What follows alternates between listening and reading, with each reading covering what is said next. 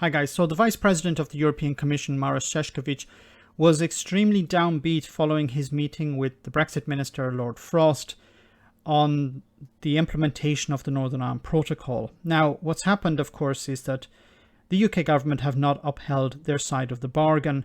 They continually blame the European Union for being rigid, being purist when it comes to rules and regulations. This was all agreed before.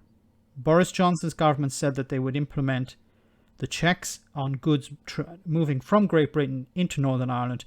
The EU, I'm thinking at this stage, made a huge mistake. They actually trusted the UK government because there was a plan to have EU officials in Northern Ireland checking goods. And the UK government said, no, we would not accept that. So the compromise was, okay, will you carry out the checks? And the UK government said, yes, we will carry out the checks. The EU said, can we trust you? And Boris Johnson's administration said, yes, you can trust us. And that trust has been broken. And now we're picking up the pieces. Now, I've said before, this is serious, but something much more serious is the threat to peace in Northern Ireland. And it seems once again that Brexiteers don't care. They don't care about the Union. They don't care about peace in Northern Ireland. They don't care about Northern Ireland full stop. So you're going to hear from the Vice President, who's going to explain the obligations that the UK government has. But we cannot undo the core of the protocol. The SPS controls have to be performed between GB and Northern Ireland, since this is a necessary condition to ensure the absence of controls between Northern Ireland and Ireland. This element has been discussed at length with the UK before agreeing on the protocol. And in this context, the EU agreed exceptionally to subcontract the controls of goods entering its single market to a third country, the United Kingdom. And this is the problem. The EU believed the Brexiteers. The Brexiteers made promises with either no intention of keeping or believing they could keep them and then realizing after they couldn't. And instead of coming out and being honest about this, they're attacking the EU in the media. Now, I don't know what's happening behind closed doors.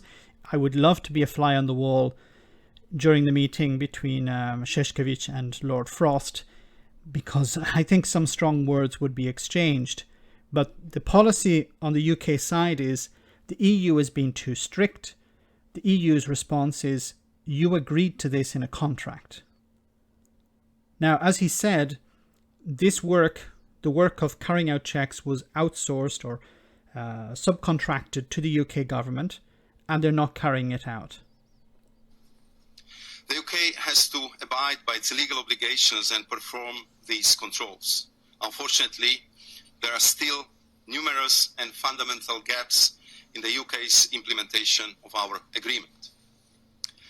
These gaps need to be filled by mutually agreed compliance path with concrete deadlines and milestones for the UK to fulfill its existing obligations. There is no other way around this. There is no other way. They have to carry out these checks. They have to fulfill their part of the agreement. Because if the agreement is suspended, then we're into uncharted territory. The EU is planning to punish the UK with tariffs or sanctions like quotas if they don't follow through with their side of the bargain. But the biggest problem here is the threat to peace in Northern Ireland. None of this was necessary. This was the Brexit that Brexiteers wanted, the hardline Brexiteers wanted. Us on the Remain side, people who are anti-Brexit, explained on numerous occasions Northern Ireland is going to be a problem. And the response, of course, every time was stop engaging in Project Fear, stop scaremongering. And now we're seeing this. And as I said before, I'm less concerned about legal wrangling. I'm more concerned about peace in Northern Ireland. Brexiteers never cared about Northern Ireland. Brexiteers never cared about peace. never cared about the union.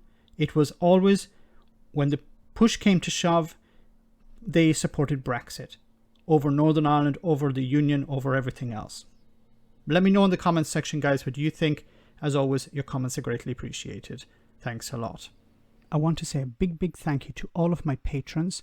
You ensure that this channel continues to exist. I'm eternally grateful for all of your support. If you join Patreon, you will receive instant access to our Discord server, where we have both audio and video chats. You can chat with me and other patrons, where we discuss important and non-important issues. Becoming a patron per month costs about the same as a large coffee, so why not check it out?